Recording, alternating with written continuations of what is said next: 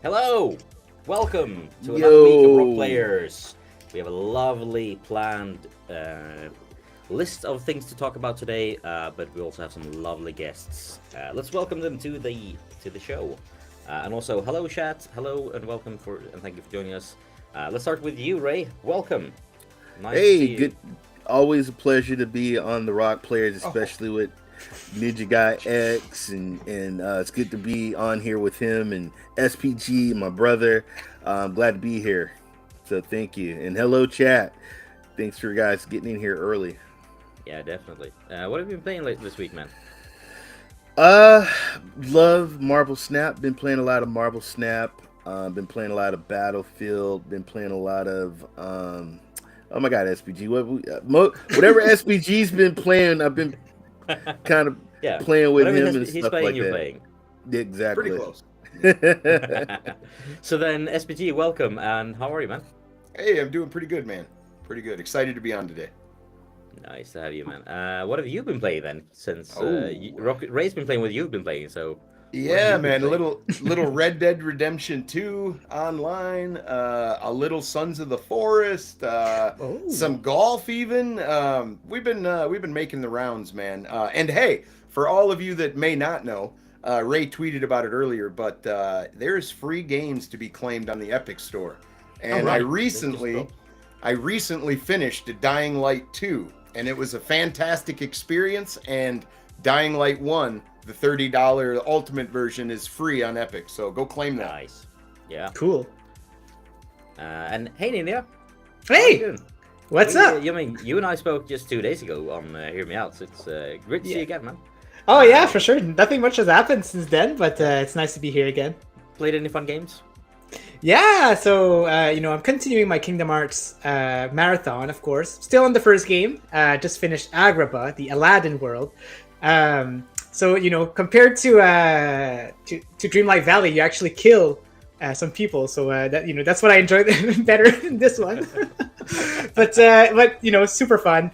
And other than that, I tried Infinite Guitars on Xbox Game Pass. Oh, right. And that's been super fun. Really been enjoying that. Lots of, rhythm kind of like things you have to do to battle these monsters. And it's super up my alley. So I'm really enjoying that. Nice. Yeah, I've seen that one. But and been like, oh yeah, this is something like I thought two things about it. One, I want to give it a go to see what it's all about, but also this is definitely something for you, for Ninja. Yeah. But yeah, so Ninja's been streaming Kingdom Hearts. Do you do, like, it's a set day of the week, right? Well, right now, like I'm taking a little bit like of a side break, so it's supposed to be like once every 2 days in the morning. But pretty much I play whenever I feel like it because I really enjoy the game. Might play it after this stream actually. So yeah, awesome. I'll have some fun. So it's just any time of the day. Yeah. Nice. Yeah, and I've played two games of notable games to mention actually. One game that I'm not sure how much I'm allowed to say about it because it's technically not out until Wednesday. So there's like a review / like press embargo on it, but I think I'm allowed to say that I've played it and like it. It's a game called Tray Racers, and it's actually made by the guys who made Fogs. And it's really fun. You basically go downhill on a tray. You sit on a tray and you slide downhill and try to get to the finish line as fast as you can, and avoid the obstacles. And yeah, it's fun. I like it. It's gonna be free to play when it launches on Switch and PC on Wednesday. But I'm not. I don't know how much else I'm allowed to say about it. So let's just leave it at that. And also, I've been playing a lot. For me, a lot of Metroplex Zero, the card battler game that I'm falling in love with. I've actually been streaming it on Shadow. So it's not on cloud, but I've installed it on Shadow, and then I've been playing it on my phone using the touch interface, and it works pretty well. Yeah, like awesome card battler, and I just noticed that their Steam rating has gone up from a positive to a very positive. So happy to see that for those guys, for the amazing devs over at Name of Dragons. But guys, shall we do some news maybe? Sure. See what's going on in the world of gaming. Yes. And I agree with Rokk. Ray on a tray. For that, I will pay. I mean, you don't even have to pay. It's a free-to-play game. You can just download it and you can just enjoy it. Not in a boat, wearing a coat. Oh, as far as I can go. Oh. But yeah, let's start as we usually start when we talk news with some of NVIDIA GeForce Now. By the way, need if you zoom in a little bit. Yeah, so the let me do that. Screen gets a little bit larger. There you go. News-wise from GFN, it's like there's a lot of text as usual. But there wasn't that many, like there weren't really any announcements in there other than some new games. But I always liked when they point out that they do have direct start support for a couple of games, and I mean the Kishi V2 as they show off in that first image is amazing. So yeah, mobile play is pretty cool. So like the gist of the first couple of blocks of text, mobile game cloud gaming is pretty cool, and then yeah, and then they go on to say that they have some new games coming. So I mean, Road 96. I played that. Yeah, I think I've played a bit of that too, right? Did you guys play It's a the game first like one or the? This is like the new one. It's kind of like the sequel. I played the first one. So Yeah, I played, I like, didn't 5 play minutes. this one, but I played Road 96, but not this Yeah, I one. played a little bit of the first one as well. Seemed interesting. Good to see that they made another one. That's out today, I think. Meet Your Maker. Anyone excited about that one? So there's been a little bit of chat in my Discord, and some people find it really hard. So maybe I'm kind of interested because of that. Seems like up my alley. I'm not sure about the building stuff, but yeah, I'm kind of curious about it. Yeah. And next we have Terrascape, which I'm really excited about because it looks super like I do like card-based Terrascape. city builder. That sounds awesome. So I love card games. I love city builders. I love strategy games. So I think I'm gonna see if I can pick that one up quite soon, hopefully. Nice. Curse of the Sea Rats. Dropped Yes. today. Very You excited played for it? this one. No, I haven't played it. I'm excited to play it though. I'm gonna snatch it up because it looks incredible for 2D type, like old platformer type game. It's a little bigger than that, of course, but reminds you of like the type of game Ray didn't like, Monster Boy or whatever. It's very similar to that. Interesting. Yeah, looks cool, man. Yeah. And then Raven's Watch, which I think should not be confused with Raven Bound that was released last week. I was wondering that. So that's not the roguelike. That's not, yeah, kind of game. no, that's, Okay. I think this is something else. I'm not entirely sure what it is, to be honest. I'm gonna quickly look that up. Yeah. You know what? I'm gonna reshare my screen here so I can like show my tabs, and maybe we can do a little bit of research and see what the game looks like. So let me just go back here. I mean, this is also roguelike. It's not the I see. same roguelike. It's another roguelike. So whereas Raven Bound was a very like a third-person hack and slash roguelike, this is more of an isometric, like so more almost top-down roguelike action game. But yeah, it looks Love the kinda graphics. nice. Yeah, it's really Yeah, cool. graphics do look nice. It reminds me of like Diablo, right? Like style of graphics. I'm getting Borderland graphics with a top-down Diablo. Yeah, there you go.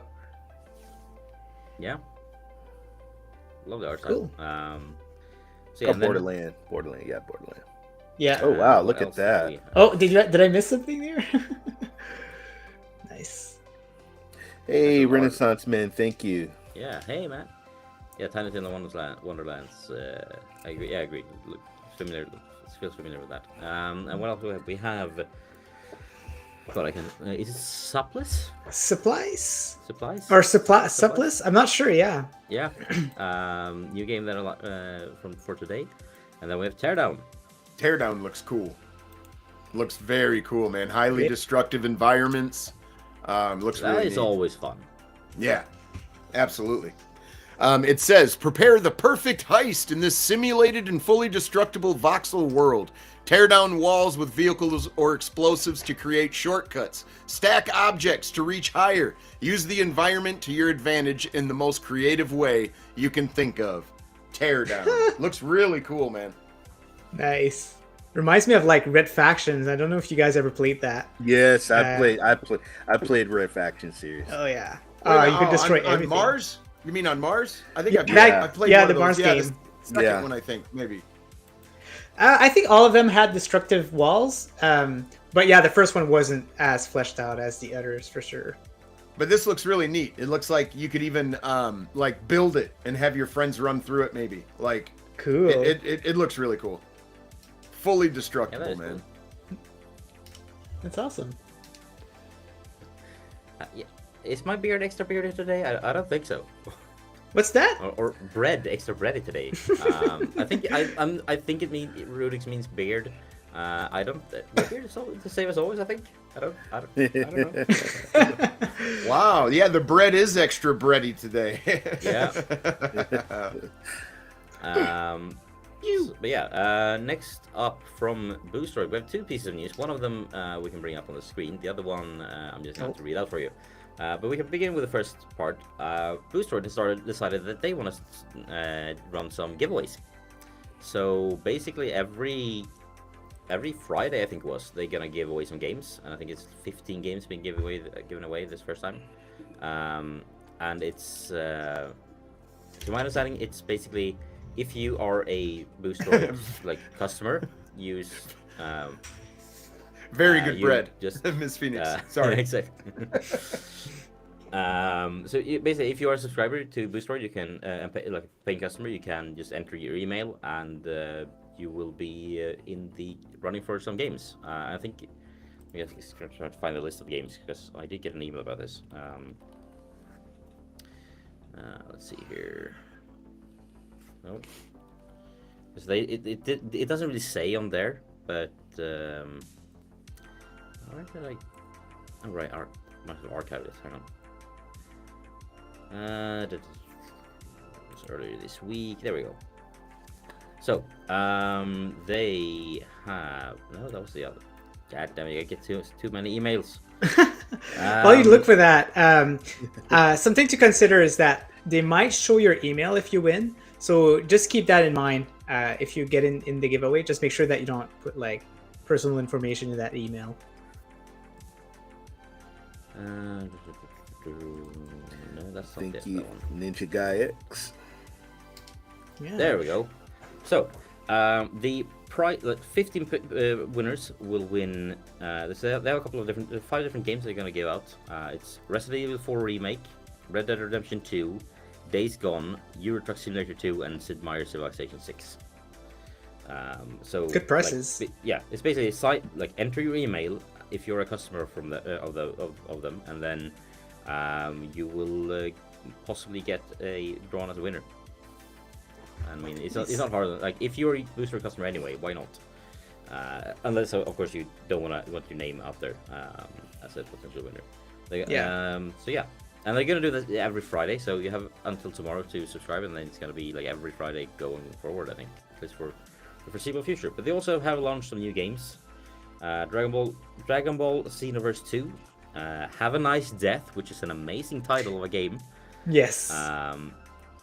And then it's Tribes of Midgard, My Time at Portia, and My Time at Sandrock, and also Crime Boss Rokke City have been added to Boosteroid. Good selection. I love it. Yeah. So giveaways and new games. They really should put these new announcements like. I mean, I know they put them like on part of them in like tweets, and then they have, and like in emails to partners and stuff. But yeah. News blog. Come on, people. Yeah, maybe we can give some feedback. Who knows? Yeah, I should probably do that after the show. Like, tell them, hey guys, why not? But yeah, moving on then to the next story. What else do we have in the news? We have Shadow users are getting Shadow Power tier users are getting the option to upgrade to Windows 11. I think technically Windows 11 is supposed to be have some better game performance, but I think it's very hit and miss, from my understanding. So I've seen a lot of people not wanting to upgrade, but I've also seen a lot of people upgrading and finding better, more higher FPS. The reason there's a Windows 11 is the architecture changed. The scheduler that sends out, what cores are going to do what. All that has changed fundamentally. So Windows 11 takes that into account and has an updated scheduler. So that's why they recommend if you have 12th gen or up or whatever it is, maybe it's even 11th, to go with Windows 11. But and also like I a lot of people hate the new UI. I kind of like it. Yeah, I like Windows 11. I liked Windows 8.1. Oh my gosh! And nobody liked that, but I learned it on a touch screen on a tablet. I'm on enjoying. a tablet, it was great. I'm enjoying Windows 11. Loving Windows 11. Windows 8 was not good, but 8.1 was decent. Now, one thing I noticed though with Windows 11 is I have multiple screens and I have different backgrounds on each one. And once in a while, when I boot, it will just it forgets and it'll just copy one over, so it's the same background. And I got to switch it. Yeah, to be fair though, I get that on Windows 10 as well. So well, there you go. Throw it in the trash. It's useless. I want my backgrounds, people. Yeah.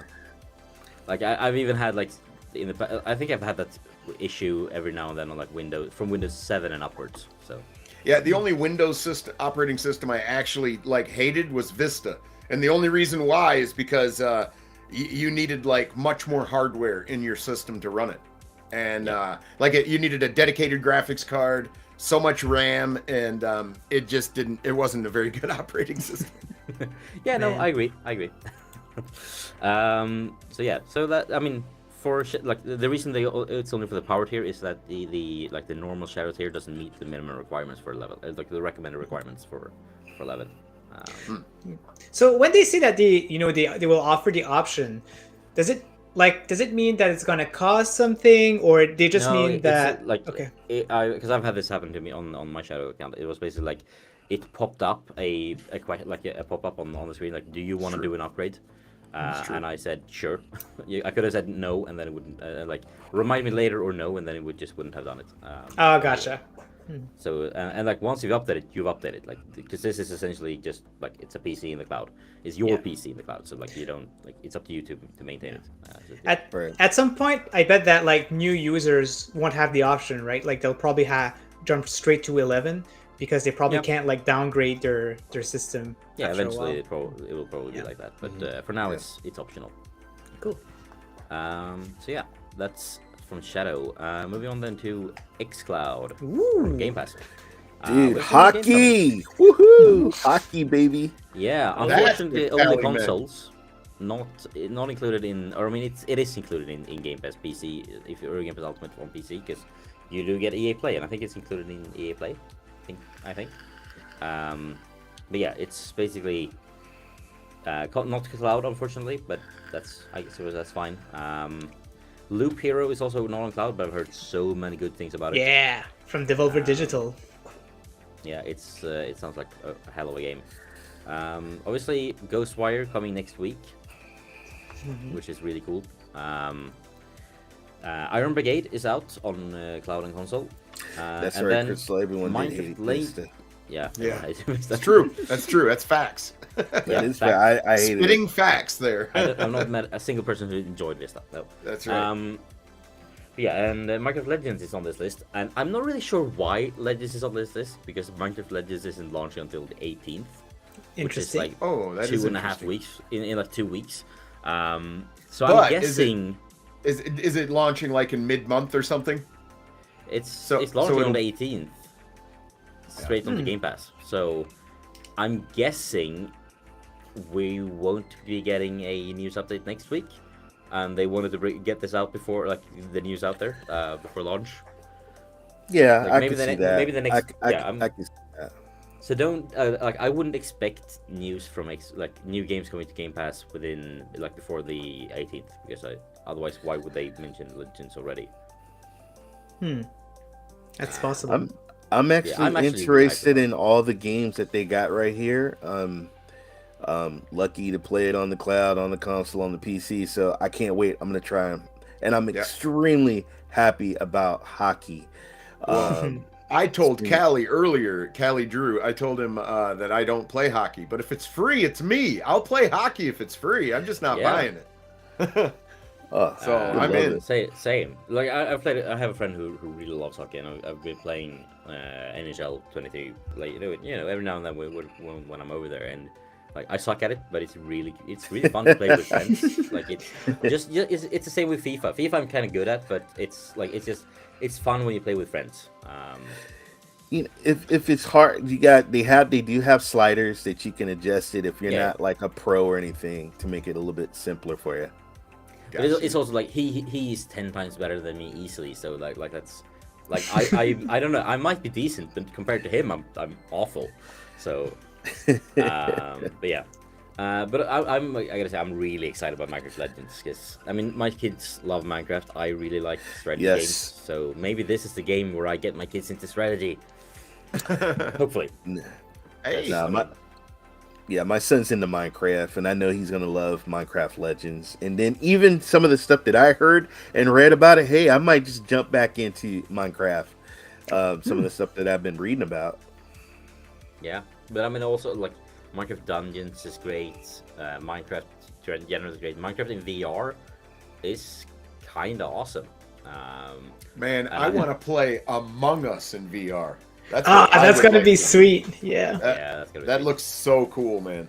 Yeah. So cool. Like I remember when I played Minecraft in VR the first time, I was like, I randomly spawned on top of a mountain and I decided to build my house on the top of that mountain over the ledge. So I had like and like it was basically just like 50 block high cliff and then water down below me, and then I accidentally fell off. Oh my gosh, that must have felt so weird. Yeah. Yeah, it was like I could feel my stomach being like, and then I hit the water and was like, and it was in the middle of the night as well. So I got out of the water and it was like five zombies right around me, like in no time, and I had no weapons, and it was. Oh my gosh. Special. Like Minecraft in VR is intense. But I recommend it. It's kind of fun. Yeah, excited about Legends. And yeah, I agree with Rudix. Among Us in the VR. There's only one VR game that like I wish I could play because the other games you can play them like on consoles and stuff like that. But the one game I really want to play in VR is What the Bat. It looks so fun. I don't know if you guys are familiar with that game, but what about the game Alex? Have you seen any of that? Because that looks that's the one game that I would have to buy if I got VR. That is another one. Half-Life sure. Alex. Yeah. The interactivity with the controls, all that seems kind of amazing. I agree. But also, like honestly, Skyrim, like vanilla Skyrim is kind of boring at this point because it's kind of old and dated. But like, and modded Skyrim is never gonna get old. But the Skyrim VR is pretty sweet. I mean, it is broken. You can just stand like this. Yeah. Fallout 4 VR is also spectacular and also very broken, but very cool though. If you ever played, because it's so fun. I mean, if you've played Fallout 4, imagine that VR. I mean, it's the exact same game. Yeah, just a full game, and I love it. Yeah, the full game. Yeah, it's so cool. And like No Man's Sky VR was also great. Good shout. So, yeah. Good shout. No Man's Sky VR. But speaking of No Man's Sky, the Interceptor update is live, and that game is included on Game Pass. So I think it said that the Interceptor update was probably one of their, if not the biggest update to the game yet. So the game is on special also on Steam, if I'm not mistaken, right now. So get that deal in if you if you want to give it a shot. I've been meaning to go back for ages, but I just keep dragging my feet on it. Yeah, I'm the same. I need to give it another shot. It's been a while since I've played. Yeah, same. But like, I want to play it. I want to enjoy it, and I think I will if I just give it time. But that's the key word, time. Yeah, definitely. But yeah. Speaking of VR, by the way, did you see the sales number for PSVR 2? I've heard about it. I think we have. Sales numbers. I think we have the news here, right? Yeah, it's on. There it is. The Windows Central blog. I mean, the article itself isn't. It's very like it's Windows Central, and it's very anti-Sony at this point. But I think it was something like less than 250,000 units sold worldwide. Oh my That's gosh. the estimate, and I think. So less than 250,000. Yeah. Wow. And I mean, it does cost as much as your PS5 though. Yeah, sales projections are 270,000 units in the first month of sales, and for comparison, the Kinect, which was quite hated at launch, sold 8 million units in the first 2 months of sales. Yeah, but you got to take in consideration that the price, Kinect came. The Kinect came with the Xbox 360, I think, back then, right, Ray? Yeah, if I'm not mistaken. It did. Well, if you want to go, if I got my Xbox 360, and then Christmas, my wife got me the Kinect to connect it with my Xbox 360. The Xbox One actually came with the Kinect. Okay. The Xbox One came with a Kinect. Because I went to go buy the PS4, and they were all sold out, and Bro, all they had at was this the point, Xbox One. I hate to be the bearer of bad news, but at this point, it was only sold for a year. More Virtual Boys have been sold. Okay, That's bad. in 1 year, Nintendo sold 770,000 units. That ain't very good for Sony right now. I'm just saying. When this is like way better tech, different pricing, all that stuff, different era, but just interesting to compare. Yeah, but to be fair, as Rudy points out, Sony says it's still on track to outsell the PSVR in its lifetime. So I mean, we'll see. But so Sony's estimation says that in its lifetime it will sell more than 5 million units. I guess we'll see. Currently, it seems like it's not doing that well. But it's the first month as well. It's the first month it's early. as well. It's early. Anything can happen, but Bundles. You got to do some massive bundles. You got to do some massive. And that's coming, of course, as well. Yeah, exactly. I don't think they haven't found that the killer apps yet. Whereas like PSVR had a couple of they eventually got a couple of I mean when Skyrim VR and Fallout VR launched. They were exclusive to PSVR. It's kind of similar. The Virtual Boy sold for $179.99. Oh, at first, wow. The release. Different era though. Yeah, very different. But the price, though, if you look at inflation, it would be similar. Yeah. So next up, then we have some new PS Plus games as well. Ooh. There's Meet Your Maker again. Yeah, Meet Your Maker again. But also Sackboy. Woo! Yay! Sackboy. I might play some Sackboy later. I bet. I love it. Gonna play with your sack later. I see. Sackboy the game. Jesus. You say sock? I thought I heard sock in there. Get your mind out of the gutter, boys. Sackboy the game. But yeah, I agree. Sackboy was always like he was a mascot that they I love that he's back, but they should use him more because he's so cute. Yeah. So, question 1, is it like Little Big Planet? And question 2, is it made by Supermassive Game? Do we know these? I think you're right on the first one. I don't know about the second one. Okay. I'm kind of curious. But good to know. I don't really know. So obviously later down the month we're gonna get to know which games are being added to the extra and premium tiers. But it's pretty good month for the essential tier, I would say. Oh yeah, Sackboy. He's the one that looks like really stitched. Like Yeah, playing the game. He looks like real fabric and stuff. Yeah. Okay. Yeah. And I mean, Little Big Planet was amazing. Oh man. Still is. Back in PS3, yeah. I'm not a fan of like platforms in general. But Little Big Planet, Sackboy, yeah, I'm down. Mm-hmm. Oh yeah. So this month has me going maybe I should pick PS Plus back up. Like I have a PlayStation 4 that I use, it's connected to the bedroom TV. I use it maybe once every 2 months at this point. Yeah. And here's another important a day one release for Meet Your Makers for a Plus game. That's pretty big. Yeah, it's been a while. Yeah. Mm-hmm. So yeah, I agree. So yeah, I guess it's a popular game. I really need to look into it for sure. Yeah, I mean, Sackboy's cute, and Meet Your Maker, big game. Tales of Iron, haven't really heard before, but it's like I looked at some images, it looks kind of fun. So yeah, good month for good gets. Now, Sackboy, that's a exclusive, isn't it? Or are these all exclusives for PlayStation? Sackboy is Sony exclusive. It's a Sony IP. And Meet Your Maker, you can actually, that's on GFN, so it's not an exclusive. Gotcha. Yeah. So next up then, in the story-wise, unless anyone has anything else to add to the, about the PS Plus games, just a quick mention: Phil Harrison has now left Google. I saw somebody's comment about this. They were like, "Remind me not to purchase the next thing he's selling." yeah, definitely. So yeah, I mean, just a quick note: he has silently moved forward. No comment from either Google or himself. What is he doing next?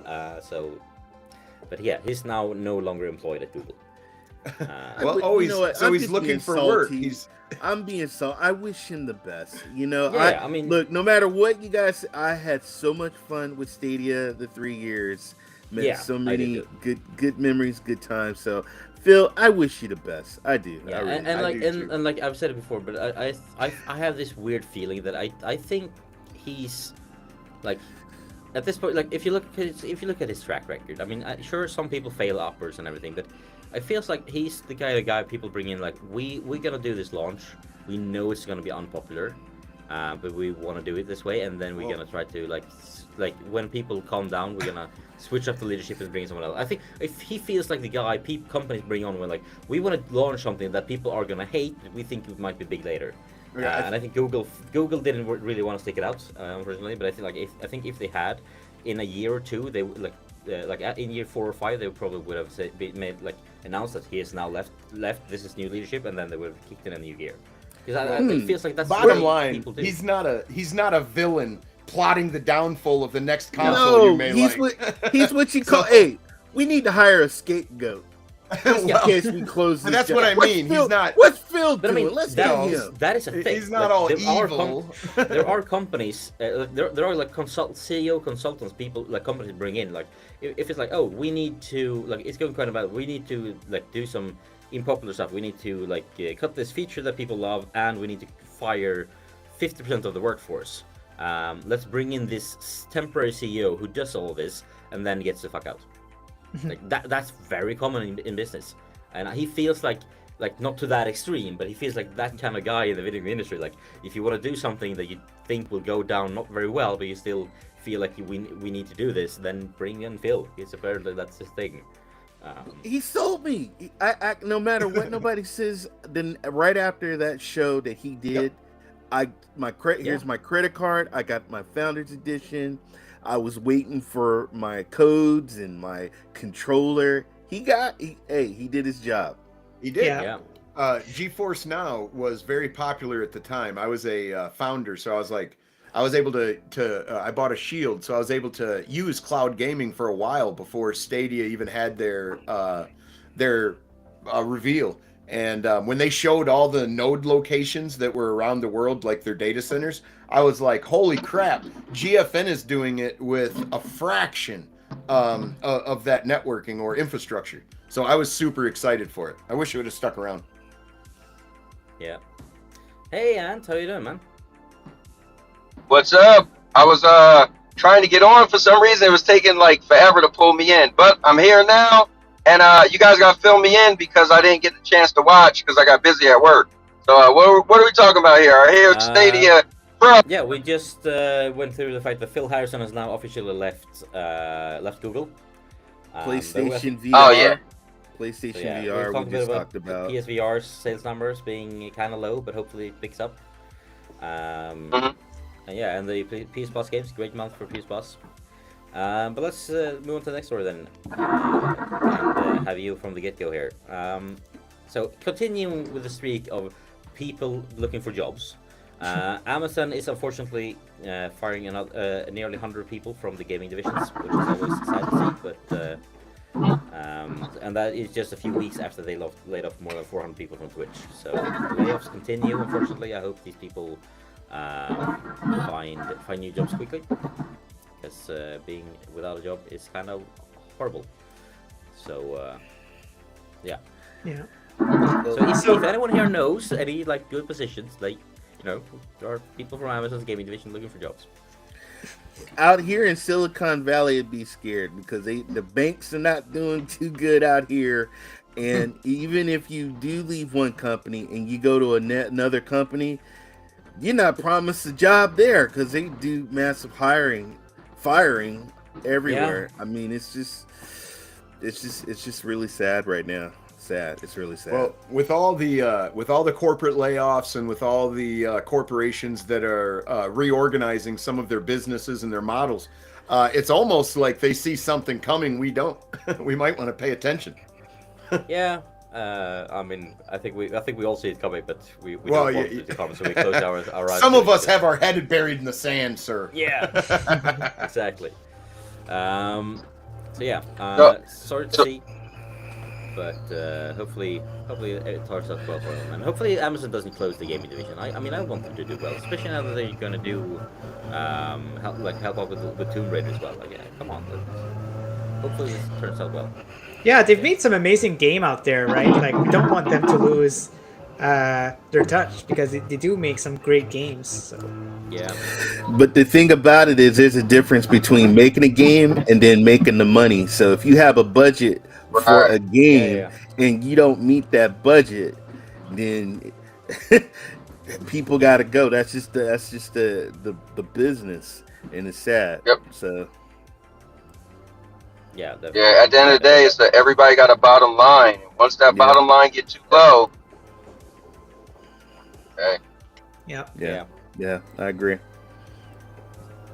And also, I mean, I feel this is a good opportunity to mention. And also, big shout out to NVIDIA, who basically said that they are going to ride this out.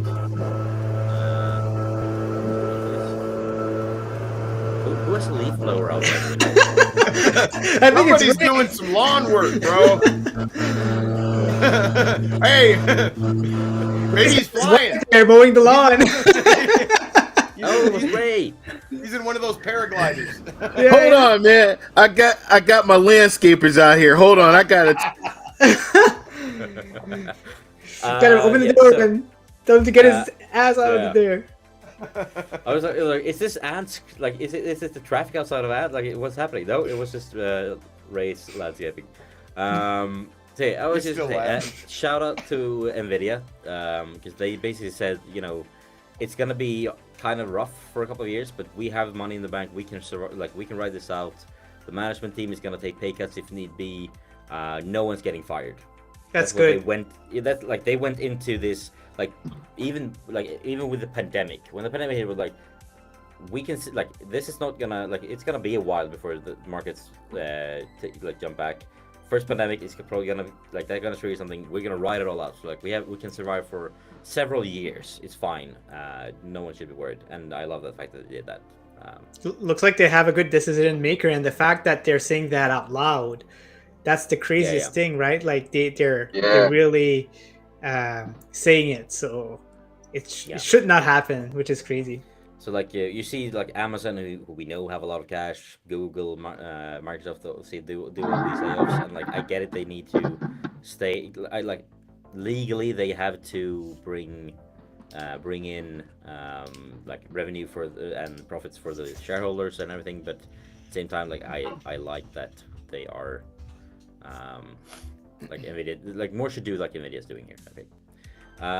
Let's move on to the next story before, so we can get a few more stories in before SPG has to drop. Because he has another show going. In a couple of minutes. It said 5 more minutes. 5 more minutes. We're so sorry. Shut off that lawnmower.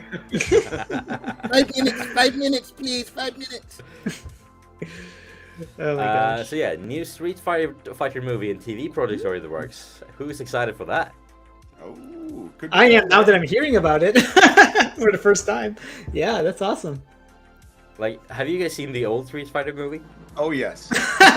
Oh yes. Oh yeah. It's a fun. it's a guilty Lord. pleasure of mine. It's very They fun. made a Yeah. you know they made a video game too. Yeah, the movie, Yeah, the yeah. game, right?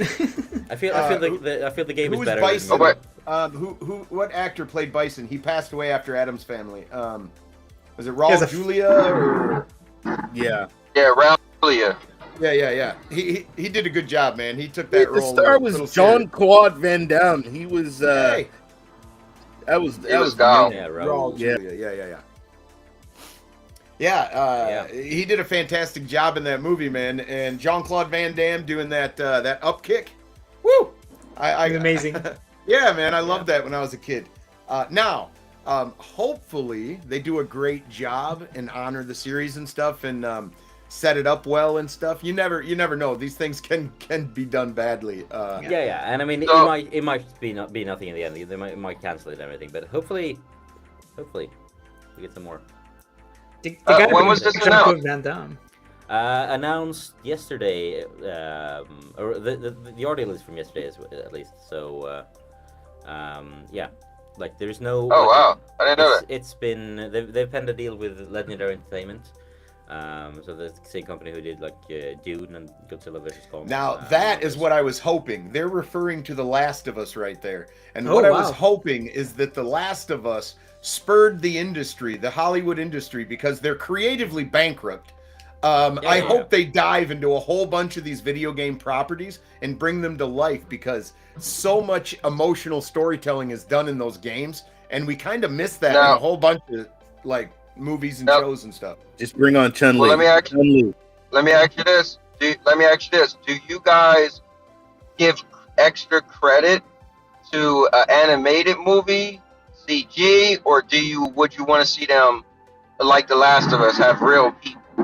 Like for Yeah, instance, I'm going to see Mario, right? When I get Yeah. home and take my granddaughter.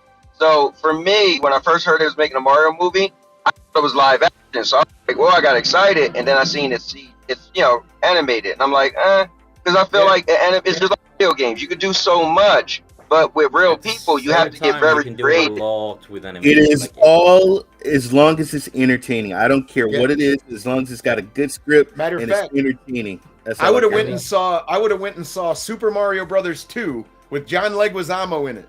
I would have went and seen that. I mean, the first one wasn't very good, but I would have Right. showed up to. I don't know. So I get your But point though. yeah. A lot of But at people the same can be time, turned like, off from you the can do a animation. lot with animation. Like you can do like if you guys haven't seen it yet, I can warmly recommend The Legend of Vox Machina, which is basically a animated TV Yes. show on Prime, which is a this like tabletop RPG session on Yes. Twitch called Critical Role. They're taking like it's like 15 of the tabletop RPG episodes that become one season of TV show. It's animated. It's like honestly, the only thing on TV better than Legend of Vox Machina is Bluey. That's, Okay. Like I would put it as the second best Vox show Machina ever. is a very good show if you like tabletop stories. You know what I mean? It's Honestly, really if you just like a good really cool. fantasy story, Oh, no, that's adult true, too. fantasy story with like it has humor, it has like Yes. some I love lo- I- interest going on. What I mean though everything. is I love it. it locks in much like the D&D movie did, as I hear, that it really lends itself to the like tabletop play style. Like anything can happen, crazy stuff happens. Like it's really interesting. It's cool. Definitely check that out It on pays Amazon homage Prime. to where it's from. But yeah, definitely. It's like 2 seasons so far, 12 episodes a season, 30 minutes episodes, and it is like it is not only amazing, but it's also like I mean it's so amazing that the 3rd and 4th seasons are already confirmed. Oh wow. So Yeah. so yeah, definitely check that out. I mean that just goes to show you can do amazing storytelling for adults in animation. So Yep, I agree. I agree. animation I agree. or live Yeah, action, but- I'm fine with it. Like whatever the creators feel that they need to do to tell the story best for the story that they want to tell is fine with me. Yeah, so what I was suggesting or what I'm alluding to is there's many animated cartoons, right? Like Street Fighter animated series, Street Fighter 2, amazing. Street Fighter 2V animated series, amazing, right? but movie wasn't so much. So the reason why I give Last of Us so much credit is because it was live action, right? So they had to have people on camera, and they pulled it off. So what I'm wondering is, you guys, like for instance, when people say what's the greatest Spider-Man movie, when people say Into the Spider-Verse, I don't count that because it's animated. You didn't have to get actors to be in person and do action, and like it's easier just to draw it, and you know you can pull it off. Comic book, right? It's pictures on the page. So do you guys like give extra credit for live action? Is what I'm wondering, or do you just No. No. What Yeah. I give No, what because I I've give- seen live action with horrible scripts, man. Yeah, Especially. what I mean, what I give them extra credit for is expanding the lore and doing world building. That's what I really give them extra credit for, and they did that in spades with The Last of Us. They expanded the lore of the the fungus or whatever, and they right? Yeah. Right. they just did a great job on it. But you're right though, they could have animated it, but I don't think lending animation to live action. I think it's a preference personally. I don't think there's. I agree. feel also like it doesn't really like obviously live action for some things is going to cost a lot more than animation, whereas other things animation is going to cost more. And I think at the end of the day, like it's up to the people creating the show or movie. Like if their vision works better with animation, go with animation. Like they shouldn't like it shouldn't do animated or do live action based on like what you should do. It's like it's a preference of the creators, and if the creators feel I want to do D&D as an animated movie instead of a live action movie, or the other vice versa, it's like if you do what you feel is gonna be best, because like if someone tells if I went to a studio and said I want to do an animated cyberpunk movie, and then and they were like, no, make it live action. I was like, but in my head it's an animated, like I've built this as an animated thing. It's not gonna be as good as live action. Whereas, and the same goes the other way around. Like if I envisioned it as live action, it's not gonna be as good if I do it as an animation. Yeah, I've seen grown men cry at Disney movies, man. I had a roommate. I'm like, "Are you crying? No, are you crying, man? What are you talking about?" No. Hey, I mean, it's just, it's honestly. Hey, Old Yeller was sad, Ray. Okay, it was a sad movie. I mean, people still haven't forgiven Disney for what happened to Mufasa. So I mean, I get it. Oh, Exactly. too soon. Yeah, like, you can definitely like the emotions and stuff is still gonna be there, right? Like for instance, Yeah. Ninja Scrolls. If you guys ever seen it, Ninja Scrolls is an amazing anime, right? It's a movie, right? It's a little older. I'm a little older than you guys. A little older than Ray also. But No, you're not. so No, you're not. what I'm saying is, No, you're not. if I see a great, like, a video game, right, and then they make an animated movie, I'm like, man, that was pretty good. And if it blows my socks, I was like, wow, that's really good. But I feel because there's no actual people acting, they're kind of like I don't want to say cheating, but it's like, well, it you know, like you know, it's just like Cowboy. Did you watch Cowboy Bebop? That's animated, No, and no. there's a live action. Oh, you didn't see it? Okay. I'd rather see the Yeah. animation, man, Nah. because I saw the live. Good lord. But also, like like, that? You like the anime Yeah, voice better, Ray, huh? acting. Voice acting can be powerful, like really powerful voice acting. That's like that can hit just as hard, if not harder, than live action. And yeah, voice actors. I don't know about that. I don't know about that. No. Excuse me, Yeah. Red Dead Redemption 2. Yeah. I don't know about that. I Yeah, was man. emotional, and I ain't even gonna lie. I'm not even gonna front. I cried. A good During- voice actor, mean- you're not gonna see them. You're Exactly. gonna see the character they're portraying. Yeah. They do great work. Great work. Red Dead 2 is a great shout for Yeah. voice acting, but there's a lot of great voice acting So out there. so here's a lot of voice actors. here's what's perfect, right? So imagine what you said. You said, let's say Red Dead 2, right? The voice acting is amazing, right? Definitely, 100%. One of my favorite games, The Last of Us. Voice acting was amazing. But then when you watch The Last of Us and you find out, like, Marlene was the same actor 10 years ago in the show, and so she not only had to, you know, obviously voice acting, but she had to act in person. And it's like, well, that goes to extra level because now you're giving me two things you had to nail, right?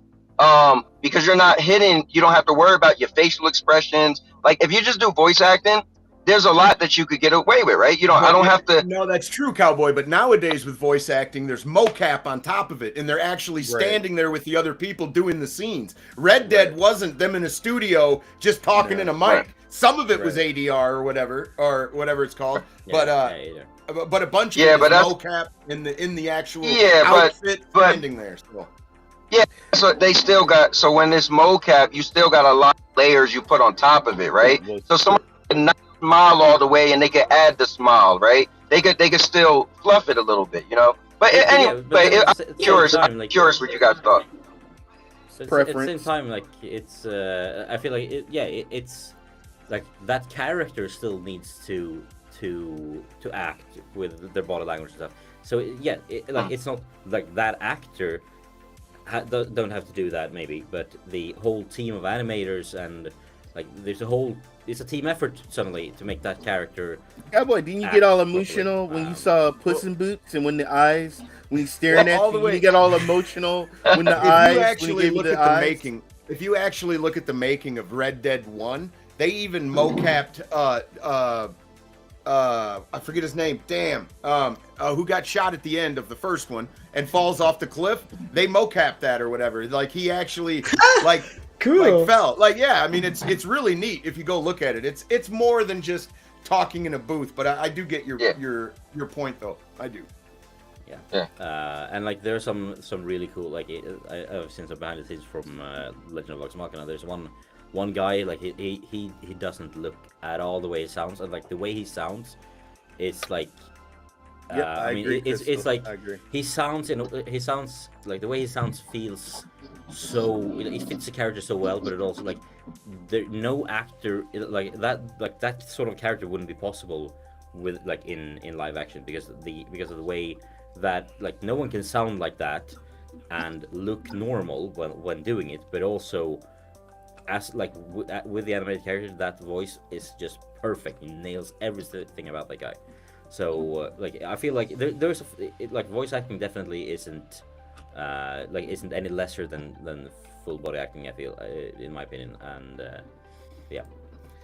but let's move on to the next story because we got some more before we have the big fun main topic of tonight. So I'm sure a couple of you have seen this already, but obviously the Saudis have a lot of money, and now they are looking to invest $38 billion into development and like mainly games, but I think it's going to be also. They've invested everywhere else. Why not in games too? Yeah. So they're basically looking to bring game developers to Saudi Arabia and build some sort of video game industry over there. And yeah, why not? I mean, they've invested everywhere else. Why not here as well? As you say, it's a shit ton of money though. So, I mean, hopefully we can get some cool games out of it. And even if we don't get any cool games out of it, some people, some nice people, hopefully is gonna get paid quite a lot of money. So hopefully something good comes out of it in the end. Yeah, I wonder what this means. Do we know like the full detail, like where that money's gonna go? Like, is it gonna be across multiple companies, or is it just gonna be on one big project that they're working on? I know Rokk talk more about this. But yeah, also SPG had to drop, so sure. Don't forget to check him out on his stuff. He's an amazing creator, and we love to have him on here. But yeah, no, I think the investment is going to be very like it's going to be an investment fund. So like if you're a game project looking to develop and publish or like build up a company, make a game, and want some investors, they are looking to invest in that. If you set up your office in their country, basically, or in the Middle East. So my only thing would be is what the restrictions are, because they do have laws and they do have certain restrictions and stuff. That would be my concern. What games are you allowed free to make? What IPs could you create? Yeah, there's probably going to be a couple of them, but hopefully people can. I mean, you don't have to make a game where you can. Let's say the rules are you can't make games with alcohol in it. I mean, you don't have to make games with alcohol in it. So there are plenty of other sorts of games you can make. And if you want to make a game with alcohol, maybe it's you. I mean, look elsewhere for investments.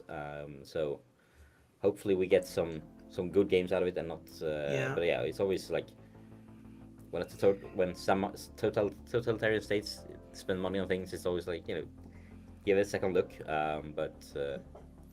It's a dangerous decision because everybody can throw in money, but it's all about the players, right? Like the game has to be really fun for it to work. I've seen some projects like Kingdom of Amalur. They spent so much money on that game, and they couldn't get that money back. So they definitely have to make sure that that they get that money back, and I'm not sure how they will with 38 billions. That's quite a lot. Yeah, and Miss Phoenix, that's probably one of the things they're going to invest in. I think I read that they're going that they're also looking at like esports teams, and like it's basically like if you want to like the end goal we shouldn't forget is to bring companies and people over to their country to set up business. Okay. That is the end goal of it all. And if they can fund a game that then brings in millions for them, then that's not a bad thing for them. I like that. Yeah, that's good idea. Yeah, it's all about bringing business to the country in the end. So, that's why countries invest in stuff anyway. Mm-hmm. But yeah. So that's sorry. We had the BAFTAs like just after the show last week, so we didn't have the time to cover it on the show. We had a couple of different I don't think there was many surprises, other than maybe Game of the Year. God of War won most things. There were some other winners that we've seen win things elsewhere as well. Oh, like Elden Ring. Yeah, like Elden Ring won a couple of things. But yeah, the big surprise, Game of the Year, according to the BAFTAs, is Vampire Survivors, and I'm not mad about that at all. I agree. No, I love that game. Love that game. Yeah. Thought it was great. And they have a new DLC in the works as well, coming in a couple of weeks. So more content coming to Vampire Survivors soon. It's an amazing game. It deserves a win. What can I say? Take the world by storm.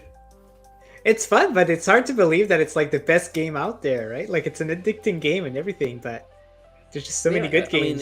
It's very simple in its design, and there's just something there's this theory or way to work common thing I hear at work, keep it simple or keep it simple stupid kiss. Yeah, simple, stupid. But by these standards, almost we could see Candy Crush next year being the game of the year. You know what I mean? If it is somehow takes the world by storm and is really good at what it does, and somehow revolutionary, I guess to some extent, yeah. Wow. But I also don't think Candy Crush or a Candy Crush clone is going to get that prize. No, I think Vampire Survivors did something quite unique, and I feel after that game came out, I feel like I've seen before that I didn't see that style of game pretty much at all. The whole constantly firing around you walking around just taking down hordes, and it's all about picking the right upgrades. Whereas now I see it all over the place. It feels oh my gosh, it's everywhere. Yeah. Everyone's oh, that was a good idea. Let's build that. And that if you get that kind of success where people want to imitate you, I think you deserve some prizes for that, recognition and prizes for that. So yeah, innovating. The game is innovating, and that's what when a game does stuff that uses innovation and changes a style or play. Yeah, I agree.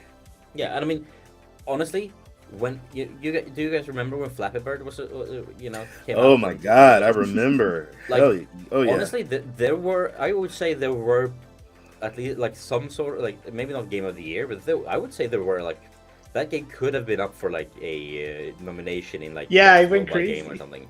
It was so damn simple, but at the same time, it was Flappy Birds and Angry Birds for me. Those are my two. But I mean, Might those be games, judgy. they are simple by design. It's a design choice to make them like that. And I mean, there is innovation and recognition to be had in that as well. So yeah, I'm happy the Vampire Survivors got this. They also got some other I think interactivity or something for some interactivity award. But yeah, most prizes went to God of War. A few to Elden Ring, and then like 1 or 2 other prizes to the other games as well.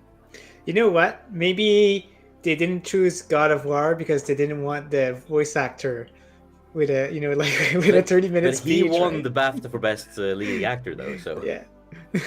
So I mean, they still had him on there. And, I haven't seen his speech, but he did get. Yeah, it was. Yeah, I remember watching. I was like, "Is this a joke? This got to be a joke," but it wasn't.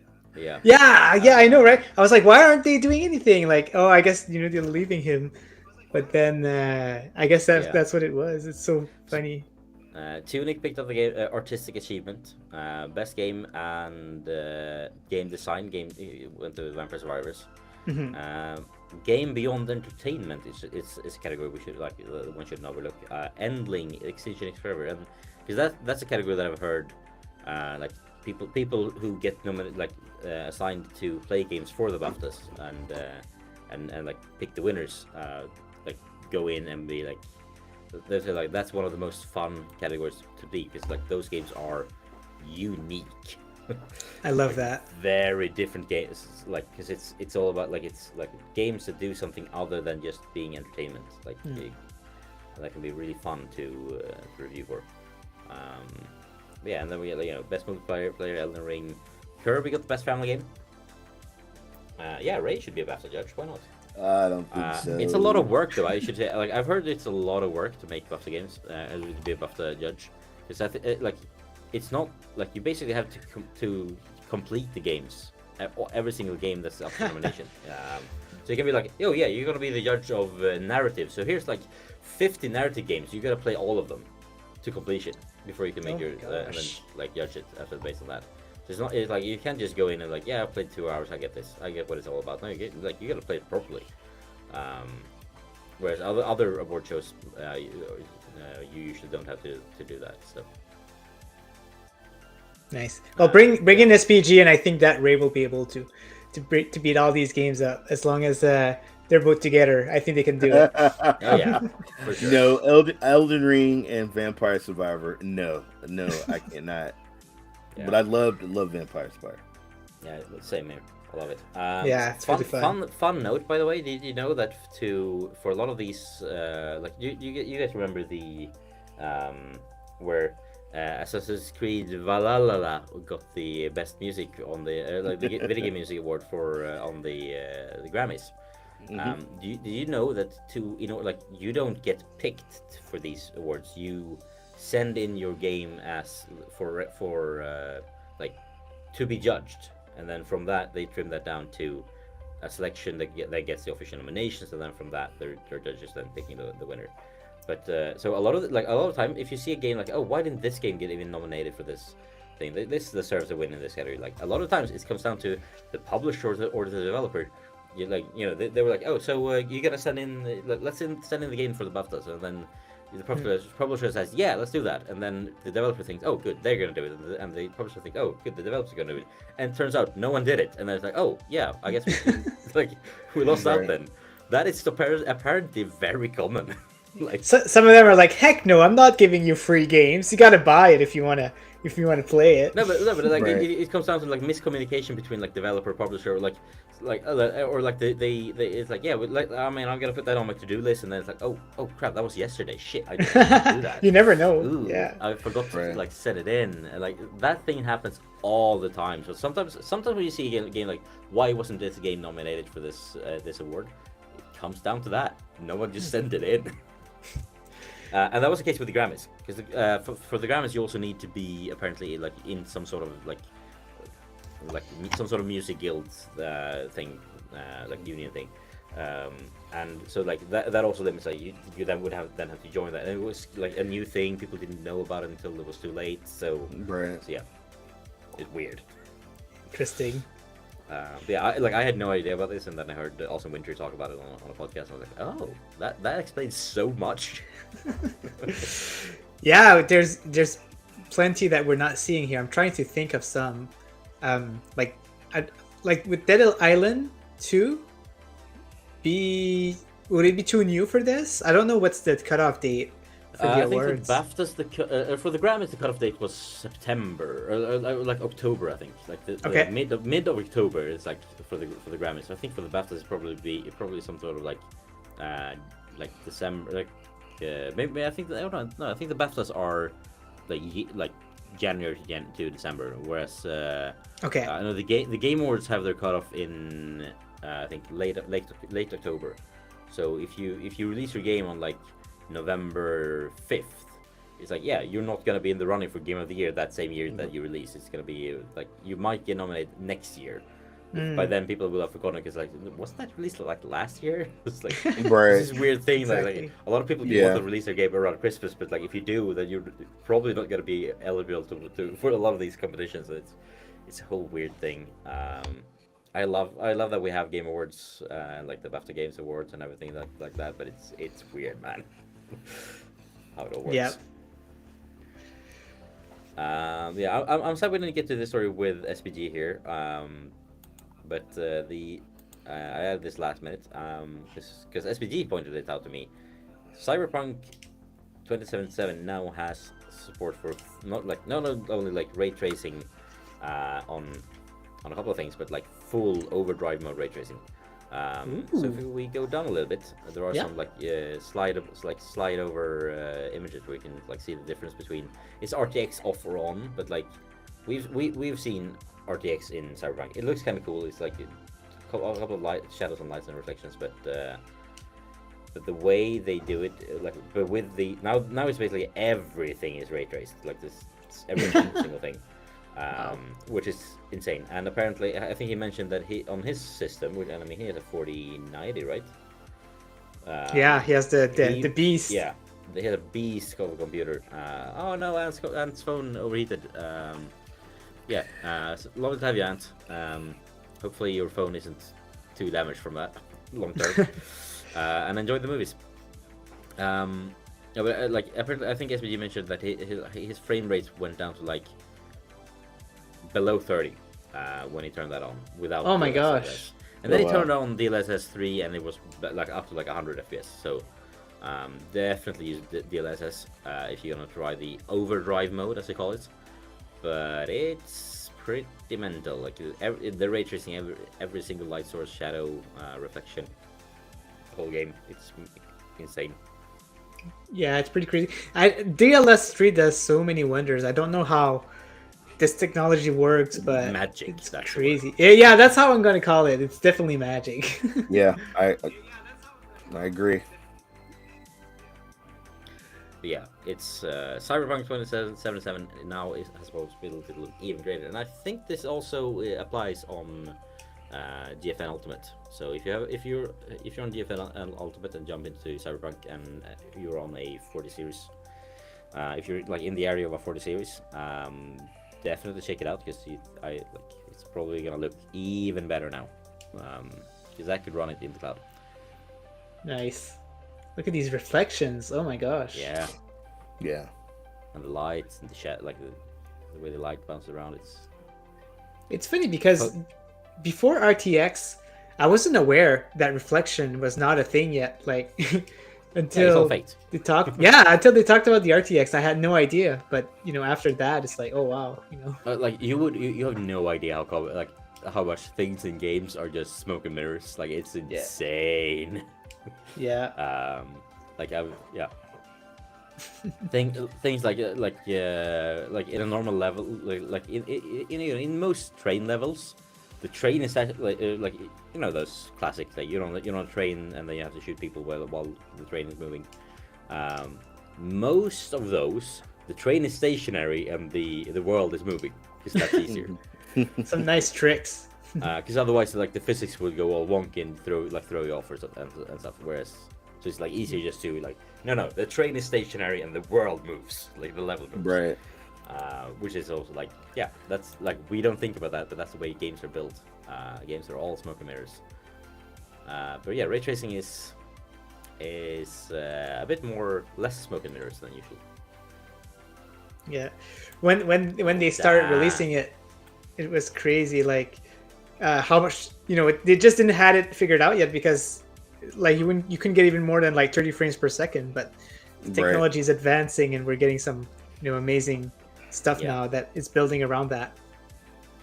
Fully ray traced global illumination. Amazing. Love that. I mean, in some of these shots, it's like, I kind of like, if I play it, I would like, I might want to use it without it. I mean, because it's like like if the sun, like if the dark gets darker and the sun, like the light gets, I mean, almost blinding, which is realistic in these cases. Like that's the way it's supposed to look, but at the same time, it's like, but it is easier for me if it's not. Like, I'd say that you know, them graphics can't get any better, but I said that during the Nintendo 64 era, and it's still getting better. So yeah, I mean, man, like I parked my car one time up on a hillside in Cyberpunk, and I looked up at the sun, and it's like a glare, like if you were looking up at the actual sun and getting a glare in your eyes. It's just simply amazing how they do that. I mean, Cyberpunk is a technical marvel. Yes, it didn't meet the hype, because the hype was insane, but it's still we got more coming. We got more coming. Yeah. Nice. I'm excited, man. I'm like, I feel like I should limit myself to maybe one AAA game at a time, because otherwise I mean, I'm never gonna get anyone on. But like, I feel like I should, like, my next one is probably gonna be like, after Hogwarts, before Baldur's Gate, is probably gonna be Cyberpunk. Gonna be back in. Because I mean, I did like what I played of it. I just need to get back into it. Yeah, too many games out there, right? It's so hard to like keep up with everything. It's impossible. Yeah. And before we go into the main story, we don't need to bring out the link, the article for this one. I just want to mention it. Of course, the Activision Blizzard Microsoft story continues. This time without Microsoft. It's just Activision Blizzard being a hot mess. Activision Blizzard is being sued by the US government over esports salaries. It feels like as soon as it got, like, this whole acquisition made them, like, it got the spotlight on them, and that turned out so many things that they didn't want to bring onto the spotlight. it's a mess. Yeah, man, over esports salaries, interesting. Yeah, so I had a friend that worked for Blizzard, and he worked with the esports. He traveled all over the world from Asia to Europe, and then they did a massive layoffs. He's now works for NVIDIA, but yeah, that's you got to pay people what they're worth, and they broke laws. Yeah, there was laws that were violated antitrust laws with their soft salary caps on Overwatch League and Call of Duty leagues. According to the U.S. Department of Justice. It's a full-time job, right? Like, you have the right to be fully paid, and you've earned it. I mean, these guys, they work hard for what they're doing. So. And I mean, I don't know what the details are, and like, honestly, I'm not really sure what a soft salary cap even means and how that would violate antitrust laws. But yeah, I would not want to be a lawyer at Activision Blizzard. It feels like it's gonna be a lot of overtime for those people. Like, already with like all the allegations and not only allegations, but like actual cases of like misconduct, and like the acquisition thing, and then this, like, it's a mess in that company. Yeah, like it starts all the way at the top.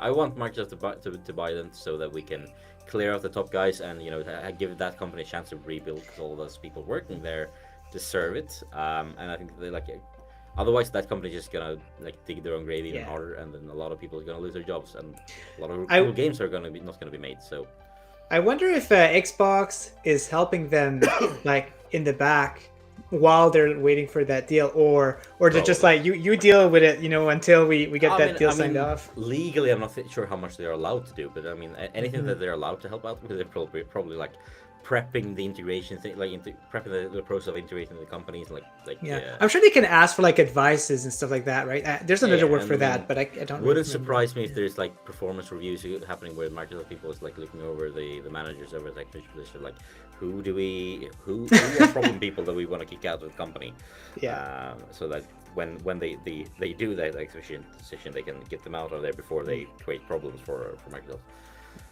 Yeah, it's going to be healthy for them to be acquired. By Microsoft. Like, I get the antitrust things, but like it would, I agree, it would be healthy for that company to get bought. I know. I've worked for companies, and as soon as the ink was dry and it cleared, they cleared house. It's like once you're all right, we own this company, they go in, boom, and they clear house. Yeah. And so. I mean, I remember when I left the company like a couple of weeks after an acquisition. I quit before the acquisition was made public to a team else working there. But like I worked at I quit just as the merger happened, and it was like the merger happened, and it was like, and we are going to like the day after the ink was dry, it was like 50 people got called into meetings and being told they were being laid off because they were redundant. Like, we already had two of you on the other company, so sorry, but. You're going. They sent the company. They sent the video with our CEO and the company that we took over his CEO, and they were talking about working as a team. As soon as the deal was gone, that CEO was gone, and it was just one CEO. And he's like, "Yeah, we wish him all the best. We're moving forward." So that's just how it goes. It is what it is. Exactly. Oh man. Yeah. No, definitely. But Activision Blizzard would do well with new management. Moving on then, the big thing this week seems to be handhelds. Everyone wants to release a handheld. Obviously we have, we can, let's do that in the meantime.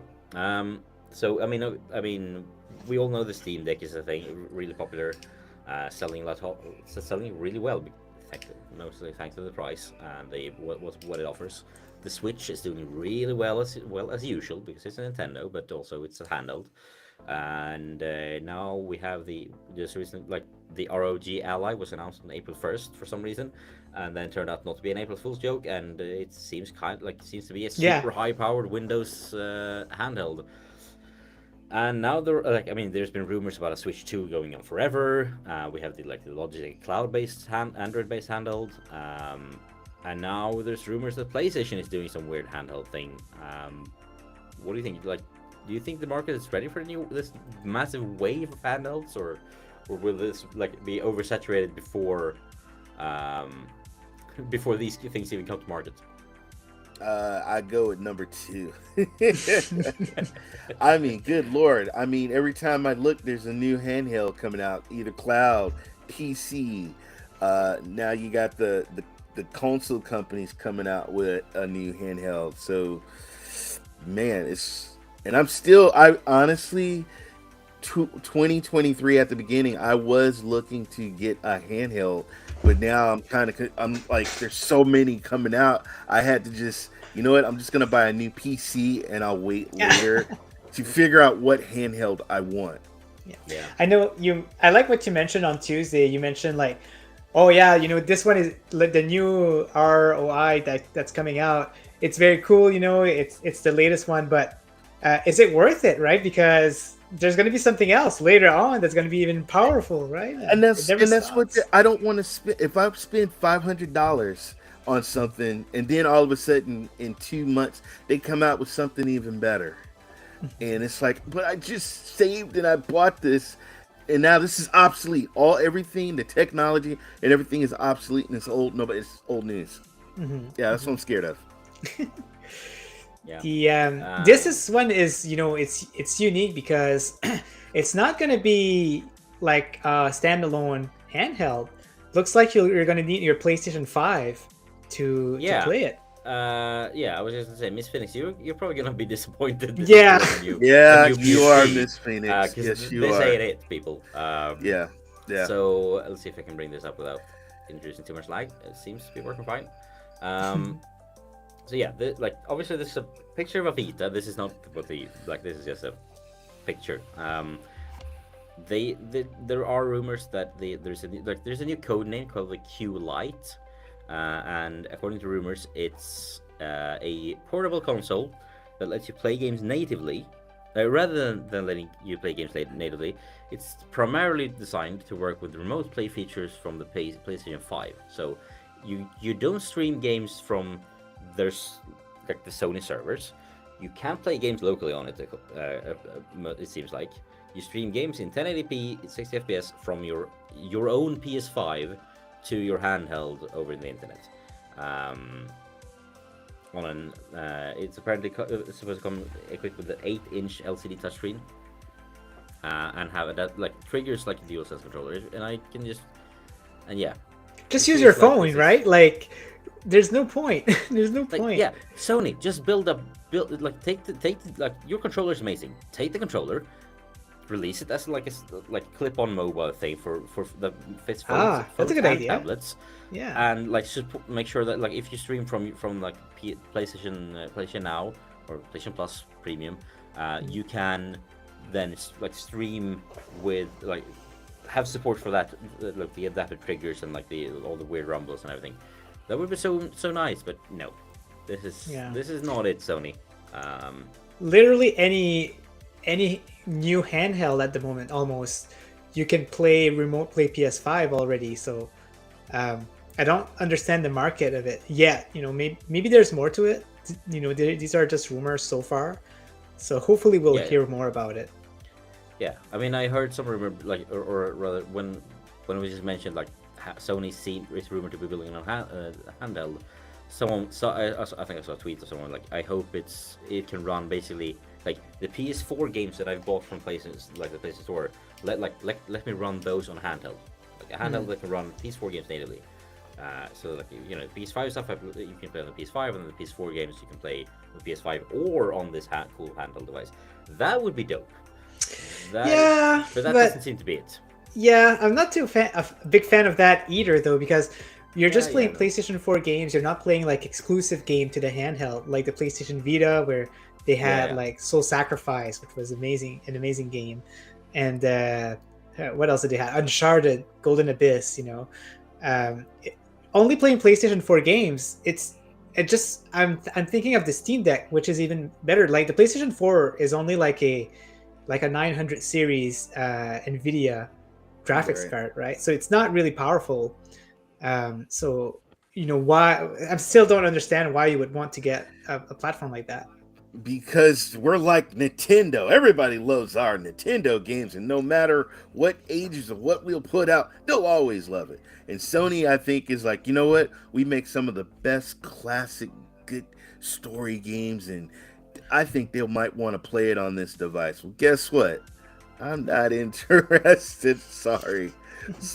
I want NINJAGUYX. I want your idea. That's what I want.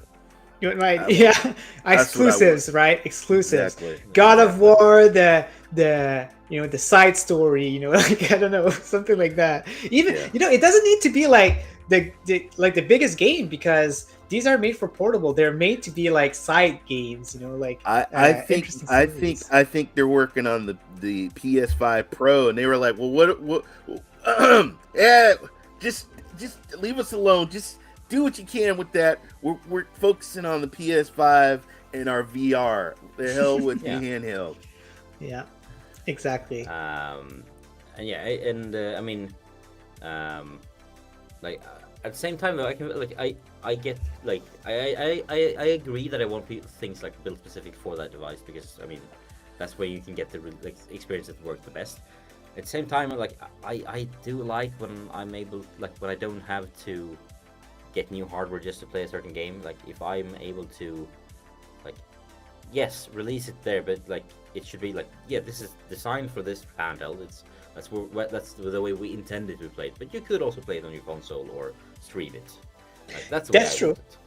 Yeah. I would be exclusives, like design it for that, but then you can use whatever you want if you don't have that or don't want to spend on that right now. I would be sold if it would run better than remote play on any other devices, or if it would have like special features that you could only do with this handheld, as long as it's affordable. If it if it would give some cool stuff like, oh, you can use a camera on it to stream, or I don't know, just anything that could be exclusive to the handheld. I could be need to interesting. know what's the price point going to be, because Yeah. that's going to be probably 80% of my decision would probably be what's the cost then? What's the cost? What's the price? Mhm. Yeah, and I mean, it's not even official yet, so who knows? What do I think the price would be? Probably almost. I don't think it's going to be the VSR2 price. No. You know, No. but I mean, I saw like I think The Verge was speculating like, I mean, $299, $299. Yeah, about $300. And I feel that's way too expensive for something that can stream stream your PlayStation game. Even if it's a great controller and a great screen, like $300 for something to send the image from my local the PS5 to that thing, where like probably gonna work best if I'm at home, because I mean these like home networks aren't designed to stream from a console to something else like on another network. Right. Like if I'm using my phone like LTE or to stream to do remote play, it's like that my router won't be designed for that. Might be handled fine, but like streaming from a data center, that's more likely going to be a better experience.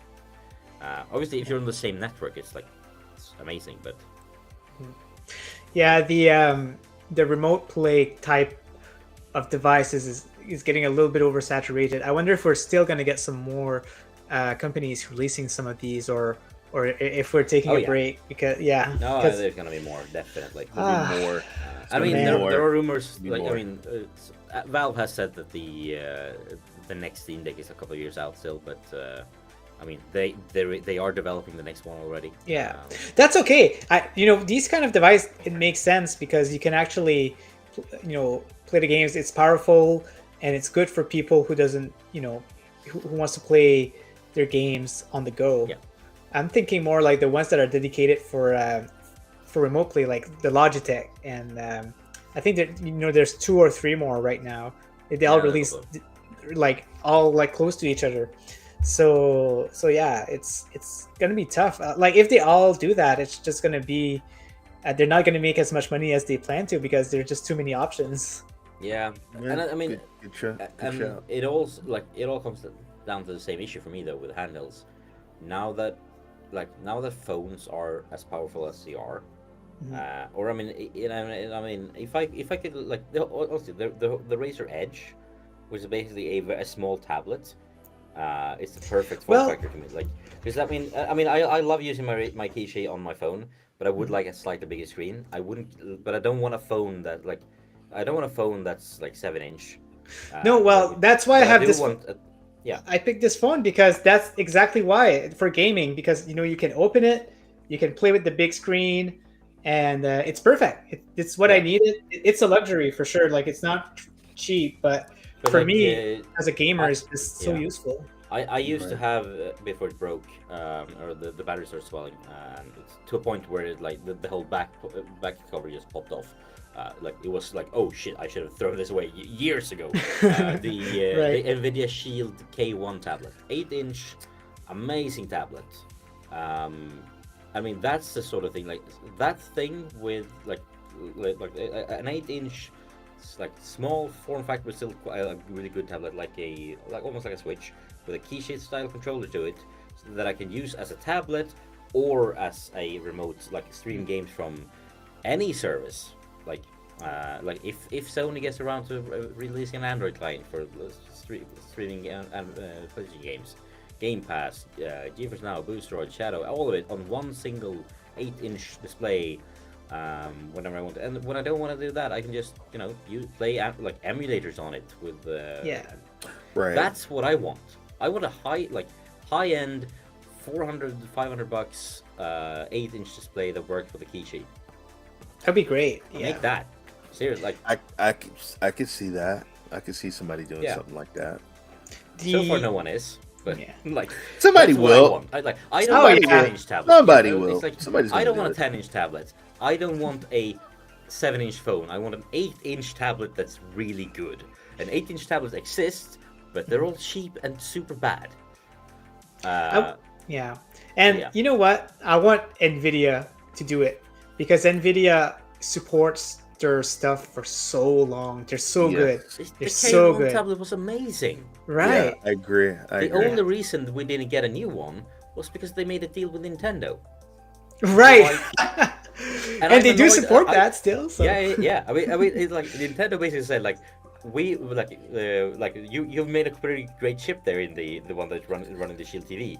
Could we build because that's what the Switch was built on, and by now it wasn't like a prototype of some kind. Yeah. It's like can we get that? And like yeah, you can, but good. Then we don't want you releasing a tablet because that would like imagine if they had released a tablet that's like the same hardware as a Switch, but like an 8-inch Android tablet, and then have ported out over like game like proper like PC titles or like console titles to it.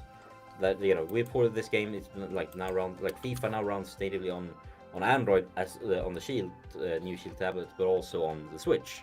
Like before FIFA became too hard for that. That would have been so good.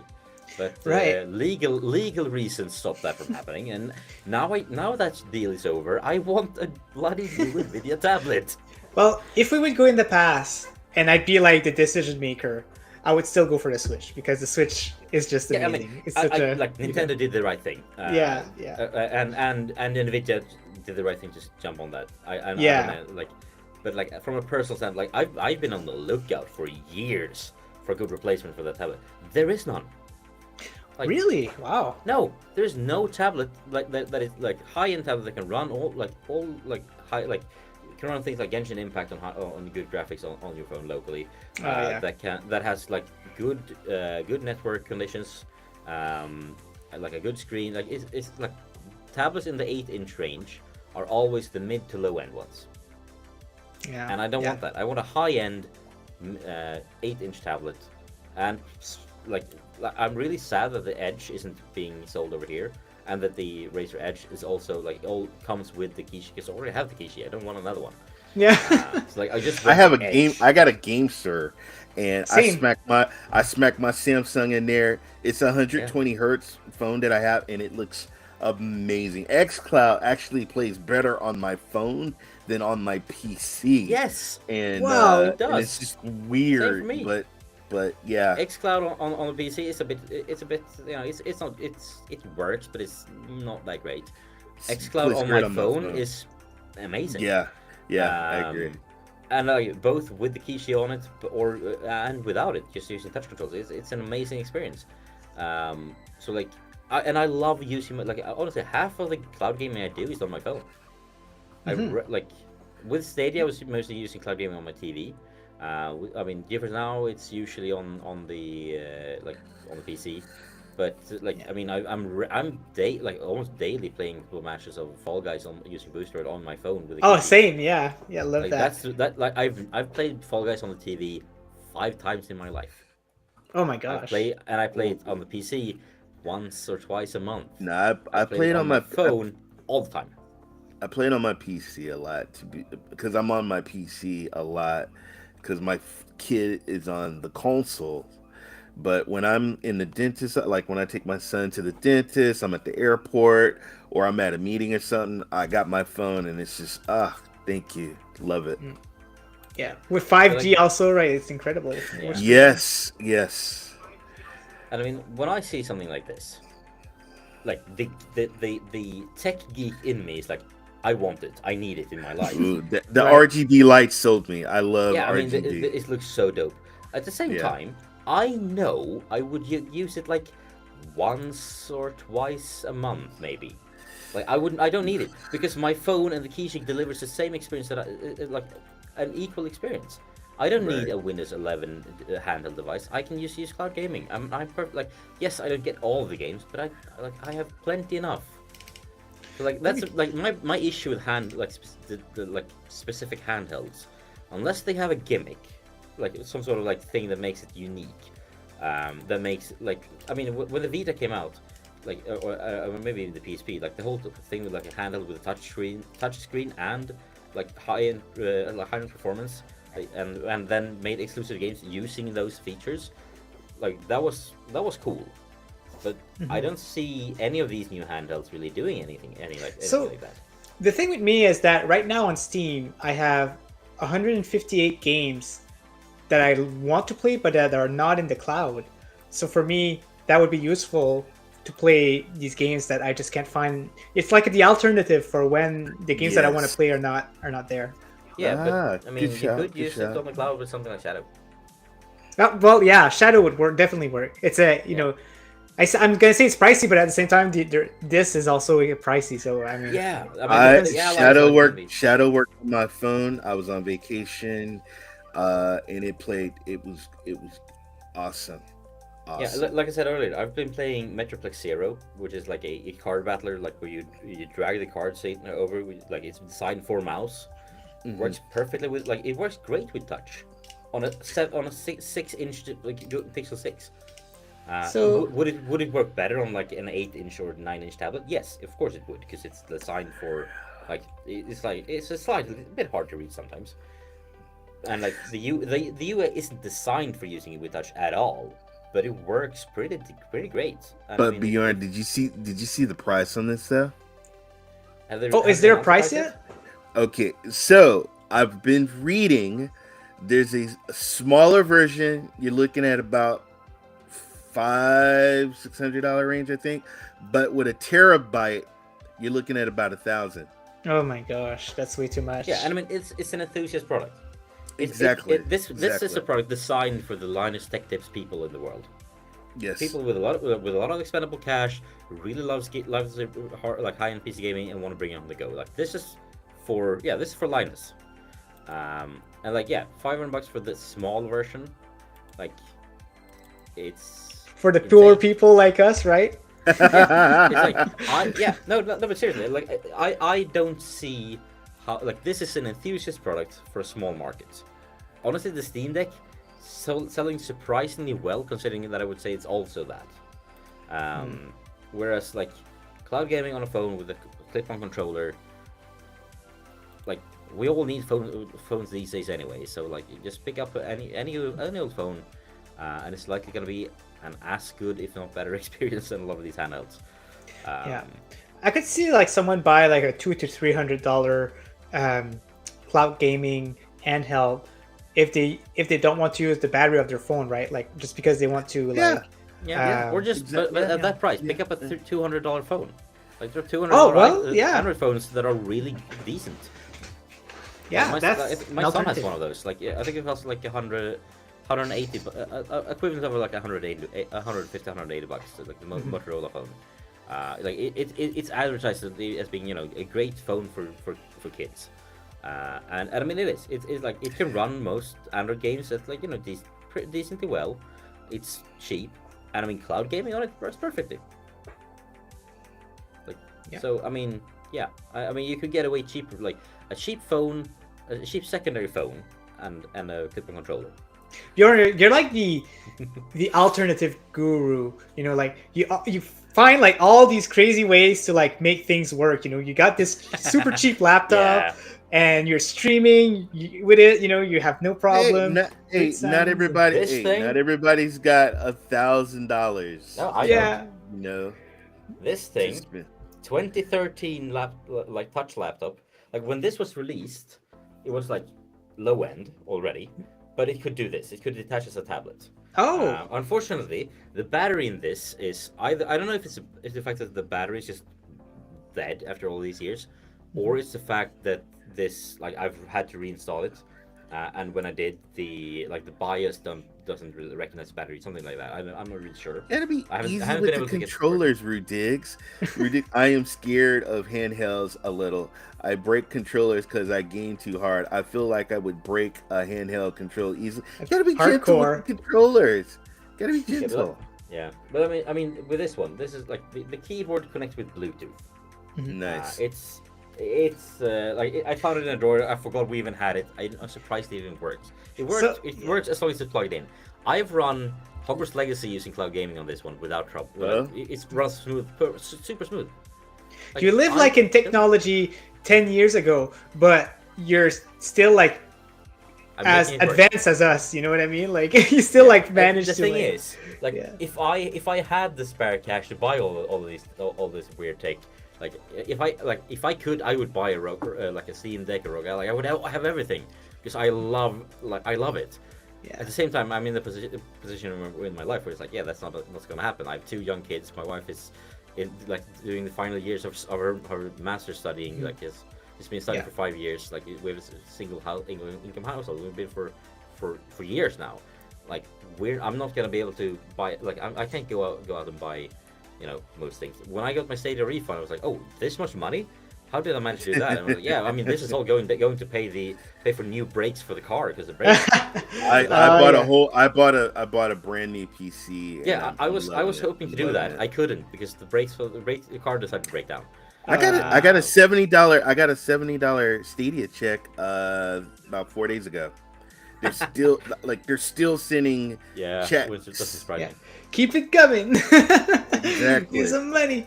Yeah. So, but Bjorn, you're like the perfect, like you're like the aimed, like the target audience for cloud gaming, right? Because you're in that position where it's perfect for you. Yeah, I'm also in a country where like having gigabit internet is like I have gigabit internet included in the rent. That's crazy. Yeah. And it's like I mean I go out the street, but I have like almost gigabit internet on speeds on my phone, or 5G. I have unlimited data on all of it. It's like that's common here. Like, or maybe not to that extreme, but like I mean, you could easily have like 100 gigs up and down on your phone, and at home with no data cap or very high data caps on your phone. Like at home, we don't have data caps at all. I mean, this is we have good coverage all over the country with most carriers. I mean, some of the biggest phone carriers in the world are from here, so that helps. So yeah, Sweden is a prime location where I'm the prime candidate for cloud gaming, and yeah, it's like. And you do have some servers close to you too, right? Some of them. Yeah, I mean, Stockholm has data centers for both Boosteroid and for Nvidia, for GeForce Now, and there is I mean, Amazon has a data center a couple of kilometers, like 2 towns away. Not that we have Luna, but we have an Amazon data center. I know Microsoft has one I think they have one in Sweden, but also one in Norway. Google is building one in Sweden. We have data centers all over the country, basically. Even Facebook has a data center in this country, but for crying out loud. So, yeah, like Sweden is a prime country for cloud gaming. I'm a prime customer for cloud gaming. Like, yeah, I make it work with whatever I have, and I'm just currently I'm struggling to get it working on like the because when my like neighborhood decided to switch the provider for the base TV stations that are get like free to, like as long as you have a connection, it's free. So we switched providers, and with the new provider, we all got a new TV box to get the signal that's like belongs to the house, and that one is actually running on like an old version Android TV, so I can actually install apps on it. And so I've managed to and the problem is I can install apps on it. It does run cloud gaming perfectly fine. However, the Bluetooth is so bad on this thing that you can't connect controllers to it. Oh my gosh! and it's on a software level though. It seems to be like the OS level. So when they've said there's an update coming, I think it is on run like Android TV 8, Android TV 8 or something. Android TV 9. I think this year we're getting the version Android TV version 13, and they're now looking at upgrading to Android TV 9. But hopefully the Bluetooth works better then, and I can actually use it. But I mean, I could plug in a USB controller into a USB cord into it and play anything. Okay. Good. So yeah, it's like because I have like the TV that is plugged into. It's a really old, one of the first generation Android TVs that was like Android TV natively. It's the same thing with that one. I can run cloud gaming on it if I connect the controller via Bluetooth, like USB, but I can't manage to connect controllers to it due to like Bluetooth like support in the OS level. So I see. Yeah. Cool. But yeah, I want handhelds in theory. In practice, I don't. Yeah. Portable for the win. Yeah, and also another added benefit of having just using a Android device and having. Does it have push buttons for the channel? No, it doesn't. It doesn't. It's not that old. But I mean, another benefit of running like Android-powered phone with a flip-on controller, you can use emulators. Oh yeah. I mean, and if you own the games, it is legal to it is technically legal, I think, to download a ROM of that game that you already own. Obviously, don't download ROMs of games you don't own, because that's technically that's piracy. But yeah, I've got a question for you, Bjorn and Ray. If I own, let's say, Zelda Wind Waker on the Wii U, is it okay for me to emulate it on GameCube? Ooh, gray area. I think technically not. Like legally, probably not. I would say, like, ethically, I would say yes. Because I mean, you own the game. It doesn't really matter which platform it's on. But yes, legally, I don't think you are. I plead the fifth. Okay. No, but yeah, like emulation is dope. There are a lot of great games of old. So I mean, added benefit, you can play it on your, like, if you have a collection of old games, play them on your phone, because it's kind of cool. Definitely. Ray has approved. He just kept all games since the beginning of time, so now he can emulate all of them. But now he has like space problem. Yeah. No, I went to a toy convention, or no, a toy fair, not a toy convention, a toy fair, and somebody had a wonderful emulation box, and I had to get it, and I'm loving it. Cool. And because some of these games you just can't get on eBay no more, and if you try and get it, it's extremely expensive. So, and nowadays you can just hook up stuff to a HDMI and get really bright graphics. You can't do that on some of the older TVs and stuff like that. So, yeah, just yeah, I support it. I'm not gonna lie, I support it. Yeah, at a certain point, it was still not worth it. But at this point, there's just some stuff. It's just not, like, you can't pay for it. It's just too expensive. Like, yeah, those Nintendo games, like, oh man, Snow Brothers is one of the expensive one, right? And and there's another one, Little Something, but I just can't remember the name. But see, I got my platinum GameCube I bought at a store. Yeah, platinum color GameCube, and I love it. And I still go to there is still mom and pop retro stores out there. Hell, there's a lot of retro stores I've been looking in Canada. Jeff goes to. Yeah, so I hit him up. Definitely. Yeah, that's what I like. I like the feeling of just going in a game store, browsing and buying games. When I have a couple of extra bucks in my pocket, that's what I'll do. I'll just go there, buy an expensive game just to say, just for the experience. I do it once in a while still, but it's just because it's so expensive. It's far in between. I mean, I'm looking forward to the day when the Embracer Studios game archive opens up to the public, or sends out their stuff to museums around the world. Because I mean, that they have said they're going to eventually. They just need to get started first. It takes a couple of years to get set up.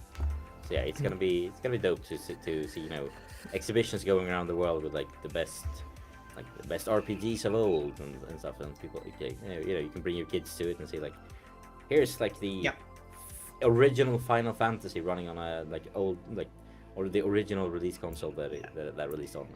Yeah, I'm sure that they're taking steps to make sure that it doesn't degrade and stuff like that, right? Because these type of consoles, they do end up failing after a while. There's a battery if there's a save, and I heard the PlayStation 1 discs are starting to rot and fail. So it's definitely something you have to make sure to keep them. I don't know how it's worked, but yeah. I'm sure there are experts around the world who can, bring these things to life. Yeah, like, restore people. them and stuff. People can repair everything. Why not? I mean, it's gonna cost you, but Yeah. Yep. but yeah. So final points then before we round things up. Would like any plans to pick up a handheld? Do you think this year for any of you? I'll let Ninja Guy X. Oh, sure. Well, like I said, I just bought this phone. I bought it this year, so that's pretty much my budget for handheld. Unless the Switch 2 comes out, I'll have no choice. But this is doing the trick for me, so I don't think I need anything else for now. What are you, Ray? I do want to get a new game handheld for 2023. I'm still looking. I like the fact that there's a lot of options out there, but I do plan on getting something because handheld used to be a part of my gaming when I was young. I've had a PSP, had a Vita, I had a Game Boy Advance. I had those, and I'm also a collector. So, yeah, I definitely want to get my hands on one of those. And if anyone's listening, I'm sure Ray is open for a partnership. If anybody has a handle out there who would like to get some advertisement, it's, hey, Aces, but nudge, nudge. Know what I mean? And I'm also when the prices, you guys gotta look for stuff on sale. When this stuff comes out new, and they don't start selling as many, they will go down in price. Just look for the sales that's for you. So. Yeah. And I'm probably not gonna get one. Oh yeah, which one do you have in mind? I mean, unless Asus wants to give me an ROG Ally. I mean, I'm not above asking them to. Hey, could I get one free? Will you do a review video? Will you do a review video on it? Okay, all right. I will ping the poor local community manager for Asus RG. I do know who it is. So I might ping him when they release it and say like, hey, could I get a hands on for one of those? Like that would be really cool. But yeah, no, I'm not gonna pick one up for the foreseeable future. Like even if I had the money for it, I probably wouldn't. I feel like I'm maybe a tablet at some point if I can find a good replacement for that wonderful NVIDIA tablet. But yeah. I should go into the GeForce Now Ambassadors Discord later and pester Dom and the guys to like, hey, get that new K1 successor out there. Get on that. But I hope that you will learn your lesson though. Don't start talking about Bluey because they're just not gonna give you anything. That's the outright. Yeah, the Switch is good. I'm for those who don't know what he's talking about. I've actually, me and a couple of others managed to get we're outright games ambassadors, and we managed to. I don't know how we do it, but every day there's someone talking about Bluey in that chat to the point where their community manager is like, please stop talking about Bluey. Can we not for one day? And we say, of course we can, and then send a Bluey gif. It's I mean, jokingly he demoted me for like he blocked me for like 30 seconds to prove his point. Like yeah, so Bluey's awesome. Watch Bluey if you haven't. And with that, let's round this up. Ray, thank you so much for joining us and sticking with us for the whole run. We'd love to have you on. Thank you, Rock. What should people? Yeah, thank you, Rock, as well. But Ray, what shouldn't people miss from you next week during this week that's about to come? Well, definitely, always, please, my mentor, my wonderful friend, Rock. I love being part of the Rock brand. He does awesome shows throughout the week. Rock players, mostly Martinez has a wonderful show with his beautiful son. Make sure you catch that. And then Saturdays, I do stream late at night, 10 p.m. Pacific time, my time. I do a collaboration with CGTV and I stream Wreckfest. And then I'm also a GeForce Now ambassador. And like on Sundays, Mondays, you might catch me doing some GFN stuff. But I play everything, guys. PC, console, cloud. I play it all. I love it all. And then thank you, chat. Thank you, guys. Thank you. Yeah, definitely. Oh, we have some. Hang on. What's happening? A magical someone has appeared. You got summoned. It says last minute Rock is the name. Because I'm in last minute. Yes, you are. Is this Rokk though? I don't believe it. Show yourself. No, I can't show myself. I'm in my pajamas. Actually, I'm not. I don't wear pajamas, so that's another reason you won't be able to see me on the camera.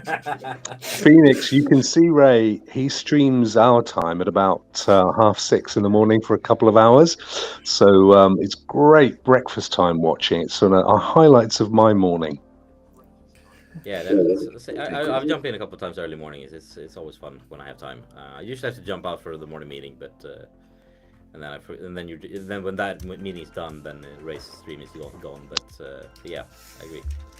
Ninja, how about you? Any highlights this week that come?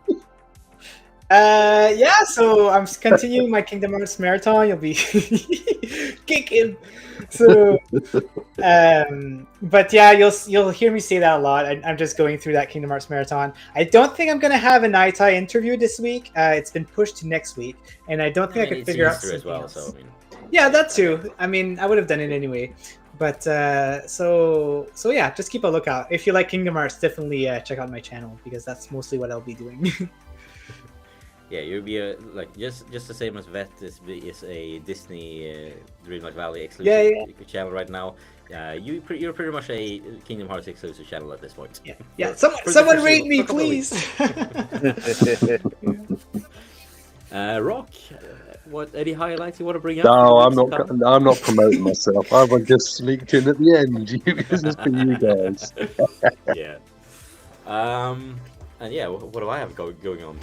I have a bunch of streams that I want to do, but I'm not sure I have time for. So I have like 5 games that I feel like I really want to, and some of them I really need to get out there, but I don't know when. But yeah, I'm gonna try to set up a sort of multiplayer stream sometime like towards the end of next week, playing this new free-to-play Tray Racers from the Fox developers. Because it was really fun, and it's like 16 people multiplayer, which feels like a fun thing to do on stream with people. So probably gonna do that towards the end of next week. I don't know when though. I have no idea how my schedule is the next couple of weeks. It's weird. And Neil, yeah, I mean, if I find something good fun to talk about, I definitely want to do more walk and talks, but I haven't found a good subject yet, so. But yeah, so I don't know. I'll try to keep an eye out. That's probably it. But yeah, we did it, guys. We've gone we managed a full 2 hours ish. Yeah. If we can keep this going for another hang on, with the outro, it's 2 hours. Perfect timing. Thank you, chat, for joining us all throughout this evening. It's been amazing to have you here. It's been amazing to have these awesome guest panels, even the ones who had to leave as well. It's been a great show, great night, and yeah. Bye. Thank you. That was so fun. Thanks everyone for coming in. Bye. Bye. Bye, guys.